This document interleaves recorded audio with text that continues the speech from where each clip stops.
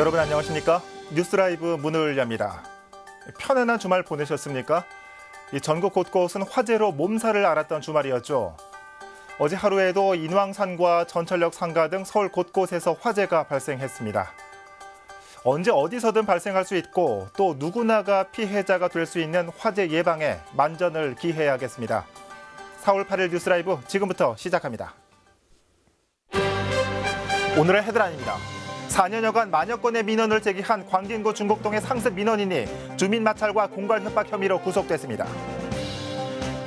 지은 지 80여 년이 된 국내 최고령 아파트인 충정로 충정아파트가 철거 위기에서 벗어나 서울시 문화시설로 보존됩니다. 공원대 체육시설로 분류돼 있는 장충 리틀 야구장의 대관 방식을 두고 서울시 야구소프트볼 협회와 녹지사업소가 마찰을 빚고 있습니다. 어제 아침 종로구 인왕산 자락에 있는 인왕사에서 불이 나 목조 건물 한 개동이 불에 탔지만 다친 사람은 없었습니다.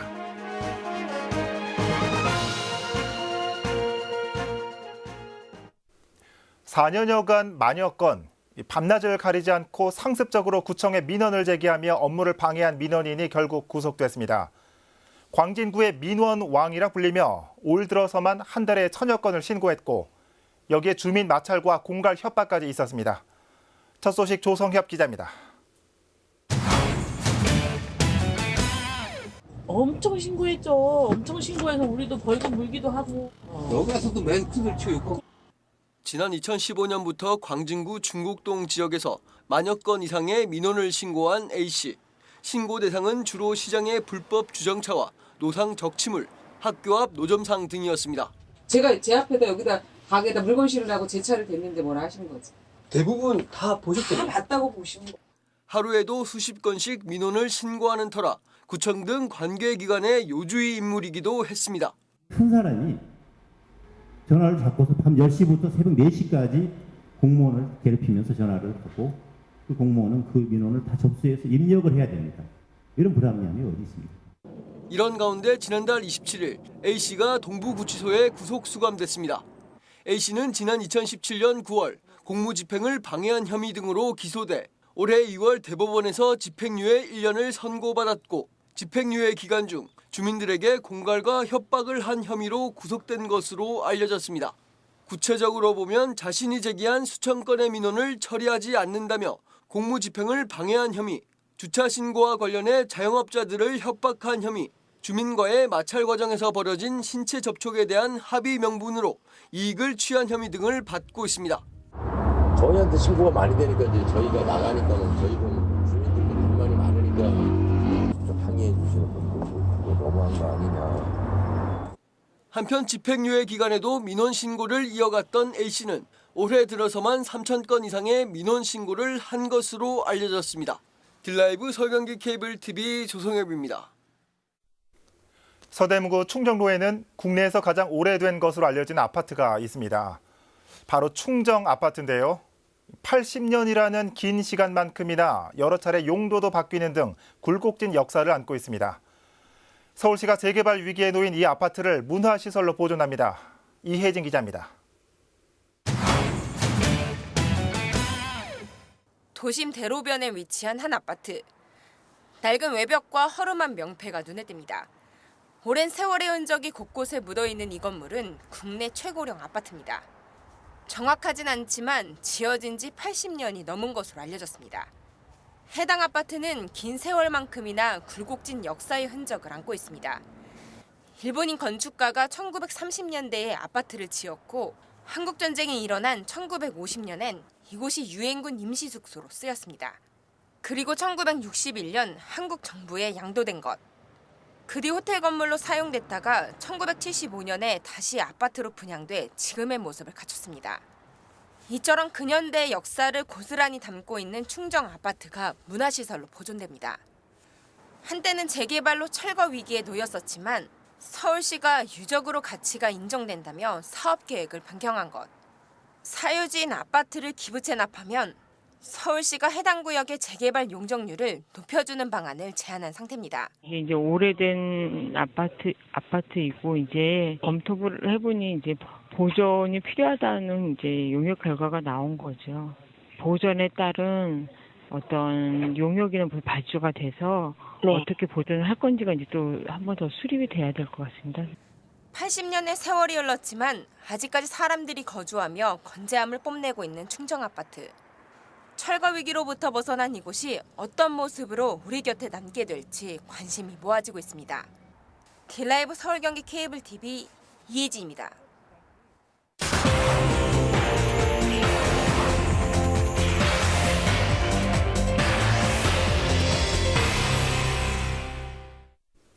서울 중구 남산자락에는 지난 1971년 개장한 장충 리틀 야구장이 자리 잡고 있습니다. 지금의 유명 프로야구 선수들도 이곳에서 꿈을 키웠고 이 자타공인 한국 야구의 산실로 인정받고 있죠. 그런데 최근 이곳을 운영하고 있는 중부공원 녹지 사업소가 이 서울시 야구 소프트볼 협회와 갈등을 빚고 있다는 소식입니다. 먼저 양측의 대립 이유를 엄정규 기자가 알아봤습니다. 서울시 야구 소프트볼 협회 등 3개 야구단체는 지난 2월 장충 리틀 야구장 대관 추첨식에 불참했습니다. 보이콧 이유는 단순 추첨 방식이 더 많은 선수들이 경기장에서 뛸 기회를 박탈한다는 것, 경기장 이용자 선정에 있어 신청단체의 규모나 역사 등을 감안해 우선권을 부여해야 한다는 주장입니다. 그 관련 단체들하고 한 번의 협의도 없이 이걸 갑자기 바꿔서 적용을 하다 보니까 수천 명의 우리 서울시 어린 야구 선수들이 지금 오고 갈 곳이 없이 된 상황이 돼버린 거죠. 10명의 아이들이 쓰는 것과 1000명의 그 아이들이 쓰는 것을 똑같이 놓고 그걸 갖다가 추첨을 한다 그러면은, 그렇다 그러면은 이 10명의 아이들한테 주어지는 것이 1000명의 아이들과 주어지는 것이 다 똑같다 그러면 이거는 이 1000명 아이들이 굉장히 불공평한 거 아닌가요? 불공정한 거 아닌가요? 장충 리틀 야구장과 다른 구장의 차이는 공원 내 체육시설이라는 점입니다. 목동과 구의 등 타구장은 서울시 또는 조례로 정한 체육단체가 주관하는 대회를 우선 배정토록 돼 있습니다. 반면 장충구장은 운영 근거가 체육시설 조례가 아닌 공원 녹지 조례이기 때문에 운영 방식이 다른 겁니다. 구장을 관리하는 중부 공원 녹지 사업소는 현재 방식이 민원 발생이나 공정성에 있어 가장 적합하다는 입장입니다. 야구장 대관을 할 때 저희가 이회원 수도 많으니까 여기는 성적이 무서우니까 예를 먼저 대관에 라고 이제 작년에 그렇게 했던 거예요. 그런데 이게 형평에 맞지 않는 거예요. 그러면 선수나 신생 야구단체나 이런 데는 할 수 없는 건가요? 구장 대관에 있어 어떤 것이 더 합리적이냐를 두고 양측의 입장이 엇갈리고 있습니다. 딜라이브 서울 경기 케이블 TV 엄종규입니다. 그런데 취재진에 따르면 이런 충돌은 어쩌면 예정돼 있었던 거라고 합니다. 앞서 전해드린 것처럼 같은 야구장이지만 장충구장의 경우 관리 주체가 공원 사업소였기 때문입니다. 체육시설의 관리를 일원화해야 한다는 목소리는 예전부터 꾸준히 제기돼 왔습니다. 엄정규 기자가 계속해서 전해드립니다. 장충 리틀 야구장은 국내 몇 안 되는 유소년 전문 야구장입니다. 중부공원녹지사업소가 기존 운영권자인 리틀야구연맹으로부터 운영권을 회수한 건 지난해. 이후 새 운영자 찾기에 나섰지만 돌연 입찰을 취소하는 등 한동안 논란을 빚었습니다. 장충구장 운영을 전문 체육부서에서 맡아야 한다는 주장이 꾸준히 제기되는 이유입니다. 갑자기 문을 잠가버리고 연습 딱 하고 오늘부터 너 연습 못해. 이렇게 일방적으로 통보한다는 것 자체는 굉장히 그 자라는 어린이들에게 굉장히 큰 상처를 주거든요. 이쪽에서 할 때 왜 우리 부서에 이렇게 꼭 필수적인 협조 결제라든지 이런 걸 안 받고 있는지 모르겠습니다. 제가 드리고 싶은 말씀이 그거예요. 체육시설이나 이런 것들은 그쪽 그냥 녹지를 관리하는 식의 그 공간적인 개념이 아니라 기능적으로 체육시설이니까 저희 관광체육계에서 맡아서 하는 것도 좋은 방법이라고 생각을 하고 있습니다. 네, 맞습니다. 중부공원녹지사업소도 지난해 스스로 전문성 부족을 이유로 야구장 관리를 시체육관련부서로 넘기려 했던 사실도 취재 결과 드러났습니다. 하지만 시는 의회에서의 말과 다르게 이를 받아들이지 않았습니다. 누구나 승복할 수 있는 그 방법에 따라서 경기장이 배정이 된다면 다툼이 생길 여지가 없다고 봅니다. 그런데 그런 부분에 있어서 전문가가 그 적용을 하지 아니하고 공원 녹지를 관리하는 쪽에서 하다 보니까 그런 어떤 스킬이라든지 그런 방법 또 배정하는 데 있어서 불공정한 모습들이 생길 수밖에 없다고 생각을 합니다. 50년의 역사 속에 국내 야구 성장의 주춧돌 역할을 한 장충 리틀 야구장. 유소년 야구 발전을 위한 합리적 운영 방식에 대한 고민이 필요해 보입니다. 딜라이브 서울 경기 케이블 TV 엄종규입니다.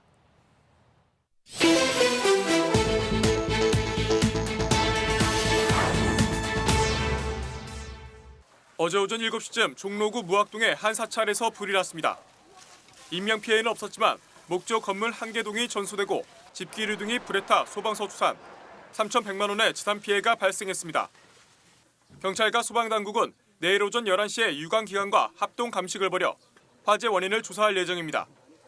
어제 오후 2시 30분쯤 북한산 향로봉 산불초소 아래에서 등산객 한 명이 기력 저하와 가슴 통증을 호소하는 사고가 발생했습니다.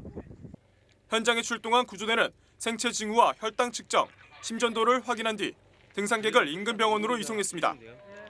어제 오후 3시쯤 노원구 수락산에서 불이 났습니다. 인명피해는 없었지만 잡목과 지피물 등이 불에 탔습니다. 경찰과 소방당국은 수락산 도안사 서쪽 방향 구부 능선에서 불이 시작된 것으로 보고 화재 원인을 조사하고 있습니다. 뉴스라이브 사건 사고였습니다.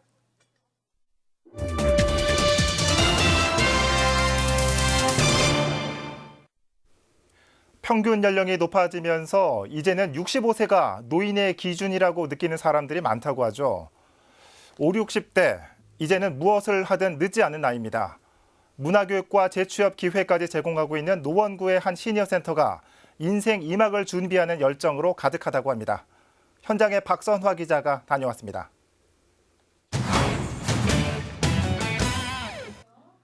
중장년층 어르신이 컴퓨터 배우는 재미에 흠뻑 빠졌습니다. 까다롭기로 소문난 엑셀 프로그램이지만 열심히 익혀 자격증까지 따볼 생각입니다. 옆 강의실에선 요리 교실이 한창입니다. 보글보글 찌개 끓는 소리가 오감을 자극합니다. 능숙한 칼솜씨로 채소를 다듬는 5, 60대 아버지들. 최근 시작한 요리 공부는 삶의 활력소가 되고 있습니다. 이거요? 이거 재미있으니까요. 내가 해먹을 때 제일 맛있죠. 자식들이 아빠 거 맛있다 그럴 때가 최고죠. 네, 관심은 있었는데 못했죠. 일 때문에. 재밌죠. 일하는 것보다 훨씬 더 재밌습니다. 노원 50플러스 센터는 이름 그대로 은퇴를 앞두거나 은퇴한 중장년층의 인생 후반부 설계를 돕기 위해 지난 2016년 12월 개관했습니다. 토론과 서예 교실을 비롯해 컴퓨터와 요리 교실 등 30개 넘는 강좌가 매달 운영 중입니다. 특히 올 1월에는 일자리 카페를 만들어 재취업을 원하는 주민에게 맞춤형 일자리를 알선해주고 있습니다. 366명이 상담을 받으셨고요. 그중에 94명이 구직 등록을 해서 지금 현재 일자리 정보 제공이라든가 진로 설계를 운영하고 있고요. 또 취업에 성공하신 분은 5분이 계십니다. 시니어들의 인생 후반부 설계를 응원하는 노원 50플러스 센터. 올해에는 사회공헌 활동 지원 사업도 추진할 계획이라고 밝혔습니다. 딜라이브 서울 경기 케이블 TV 박선화입니다. 1시간에 30만 원. 최근 한 드라마에서는 입시 컨설팅 비용이 아파트 한 채 값이라는 말도 나왔죠. 이렇다 보니 중고등학생 자녀를 둔 학부모들은 입시 상담 한 번 받아볼 엄두도 쉽게 내지 못하는 게 현실입니다. 중구에서는 지역 주민이면 누구나 무료로 이용할 수 있는 진학 상담센터가 문을 열었습니다. 조아연 기자입니다. 고등학생 자녀를 둔 조태엽 씨 가족이 진학상담센터를 찾았습니다. 대학 입시까지는 3년 정도의 시간이 남아있지만 원하는 대학에 가기 위해 어떻게 준비해야 할지 막막하기 때문입니다. 입학 사정관 문제라든가 또 어떻게 배점이 되는지 이게 두루두루 궁금했었거든요. 그런데 마침 중구청에서 이런 입학 상담센터를 연다고 해서 아이에게 큰 도움이 될 것 같아서 왔습니다. 중구청 청사 한켠에 자리 잡은 진학상담센터. 운영을 시작한 지 한 달이 채 안 됐습니다. 입시 설명회 같이 획일적으로 진행되던 그동안의 방식에서 벗어나 비용 부담 없이 1:1 상담을 받을 수 있도록 공간을 마련해 놓은 겁니다. 상담 전문가가 상주해 진로 탐색과 개인별 맞춤형 입시 전략을 설계하는 데 초점을 뒀습니다. 거의 대부분이 제가 보니까 이런 상담을 처음 받아보시는 분들이더라고요. 그래서 어디 가서 내 아이에 대한 성적이나 학교를 어떻게 가야 될지를 물어볼 데가 없는 거예요. 그래서 돈 안 들이고 무료로 그런 상담을 받아볼 수 있다 해서 그런 관심을 갖고 오시는 분들이 굉장히 많았습니다. 전문가는 모의고사 성적과 학생부 분석을 통해 현 위치를 진단하고 목표 대학과 입시 전형에 따라 준비할 것을 체크해 줍니다. 컨설팅 이후에도 최신 진학 정보 제공과 사후 관리가 이루어집니다. 상담은 화요일과 목요일, 토요일까지 주 3회가 운영되는데 한 번에 2시간 정도 충분한 시간이 주어집니다. 사전 예약제로 중구 주민이면 누구나 구청 홈페이지를 통해 신청할 수 있습니다. 그 단편적인 상담보다는 일단 시간도 좀 2시간 이내로 충분히 좀 확보를 해서 그 학생이나 학부모님들이 좀 필요로 하는 것들을 충분히 일단 듣고 그거를 이제 바탕으로 거기에 이제 필요한 것들을 좀 코칭을 좀 해드리는 거거든요. 현재 상담 대기만 70명. 중구는 진학상담센터의 이용 수요가 증가할 것으로 예상되는 만큼 올해 300회 이상의 상담 서비스를 준비하고 있습니다. 딜라이브 서울 경기 케이블 TV 조아연입니다. 강남구에는 영동대로 복합 개발을 중심으로 글로벌 비즈니스 센터 같은 굵직한 사업들이 추진되고 있습니다. 강남권 교통의 메카로도 기대를 모으고 있는데 최근 국토부가 이곳을 지나는 고속철도 노선을 빼기로 하면서 빨간불이 켜졌습니다. 보도에 지혁배 기자입니다. 국토교통부와 서울시는 지난 2016년 12월 삼성역에서 봉은사역 사이 1km 구간의 지상과 지하를 개발하는 업무 협약을 체결했습니다. 오는 2023년까지 지하 환승센터에 고속철도와 GTX AC 노선을 비롯한 5개 철도 노선이 지나도록 한다는 계획입니다. 지난해까지 기본 설계와 국제 설계 공모 당선작 발표, 개발 계획 열람과 기본 설계가 차질 없이 진행되면서 순항하는 것처럼 보이던 영동대로 복합 개발 사업. 최근 고속철도 승강장을 빼라는 국토부의 통보로 빨간불이 켜졌습니다. 예비 타당성 조사 결과 수서에서 의정부 구간의 고속철도 사업이 경제성 부족, 선로 공용에 따른 효율성과 안전성이 낮아질 수 있다며 사업을 취소하라는 의견이 서울시에 통보됐기 때문입니다. 올해 2월이면 마무리됐어야 할 기본 설계 역시 연말까지 미뤄졌습니다.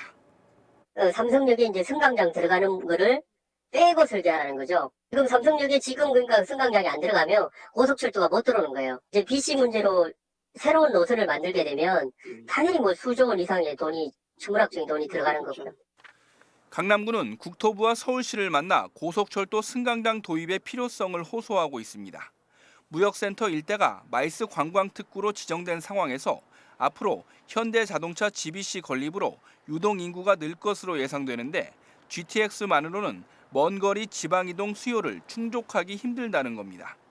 더욱이 미래의 남북관계 개선과 대륙철도 연결 가능성까지 고려하면 당초 계획대로 추진해야 한다는 입장입니다. GTX-A 노선은 작년 12월 달에 남북 경협이라는 명분으로 무리한 착공을 했습니다. 정말 필요한 광역철도망을 국제적인 마이스 단지 개발에 이걸 배제한다라는 지금 국토부의 발상이 정말 탁상의 행정이라고 생각하고 강남구는 기존 계획에서 고속철도 승강장을 제외할 경우 1,000억 원 정도의 공사비 축소가 예상되는데 필요하다면 예산은 서울시와 함께 분담할 수도 있다며 배수진을 치고 있습니다. 딜라이브 서울 경기 케이블 TV 지역배입니다. 중랑구에 설립될 특수학교 부지 위치를 두고 서울시 교육청과 중랑구청 간의 이견이 좁혀지지 못하고 있습니다. 장애 학생들과 학부모만 애가 타는 가운데 학부모들은 중랑구청이 특수학교 건립을 방해하고 있다며 교육청이 제시한 안대로 사업을 추진하라며 목소리를 높이고 있습니다. 김동훈 기자입니다. 지난해 9월 서울시 교육청은 중랑구 신내동 일대 한 사유지를 특수학교 설립 부지로 확정했습니다. 하지만 이후 별다른 진척이 없는 상황. 부지 위치에 관해 중랑구청이 제시하는 곳은 다르기 때문입니다. 현재 교육청과 구청에서 각각 제시하고 있는 부지는 인접해 있지만 위치상 엄연한 차이를 보이고 있습니다. 사업 시작부터 난항을 겪는 이유입니다. 이런 까닭에 장애 학생 부모들의 불만은 커지고 있습니다. 비난의 화살은 구청으로 향하고 있습니다. 구청이 자신들이 제시한 부지가 더 적합한 이유에 대해선 어떤 입장도 밝히지 않고 있다며 특수학교 건립을 저지하거나 지연시키려는 의도가 아닌지 의심스럽다는 입장입니다. 그런 것들 때문에 논의가 길어지고 합의가 늦어진다면 중요한 거는 개교일입니다. 개교가 늦어진다는 거죠. 그것 때문에 저희는 그냥 그래도 빨리 314번지가 되는 걸 원하고 있습니다. 이걸 또 어떻게 해야 되나? 어떻게 풀어나가야 되나? 난처합니다. 하지만 이에 대해 군은 특수학교 설립 자체를 반대하는 것은 아니라고 밝혔습니다. 부지 위치를 두고 이견이 있는 것은 사실이나 교육청의 소통 없는 일방적인 사업 추진에 구 역시 난감하다는 입장도 내비쳤습니다. 하지만 구에서 제시하고 있는 부지가 더 적합하다는 이유에 대해선 답변을 꺼렸습니다. 저희가 뭐 반대를 한다거나 뭐 그런 거는 아니고 부지를 선정함에 있어서 우리는 거기보다는 여기가 더 나은 것 같다라고 이제 의견을 제시를 하는 거죠. 근데 이제 교육청 입장에서는 저희가 뭐 반대한다? 뭐 그런 식으로 말씀을 하셨나 봐요. 저희가 뭐 특수학교 설립을 반대한 적은 없거든요. 공론화 시킬 수 있는 부분이 된다고 생각을 하면 저희가 외부적으로 얘기를 하는 걸로 하는 게 어떨까 싶은데요. 부지 선정 단계에서만 8번이나 번복되는 진통을 겪어온 중랑구 특수학교. 앞으로 학부모들은 구청장 면담을 비롯해 교육청과 구청, 학부모, 3자가 함께하는 대화의 장 마련을 적극 요구할 계획입니다. 딜라이브 서울경기 케이블TV 김동훈입니다.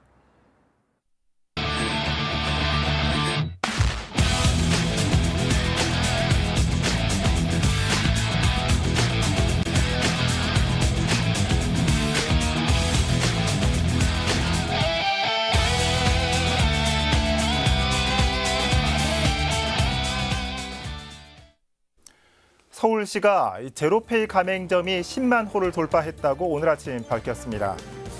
매일 660여 개 점포가 새롭게 등록한 수치라고 하죠.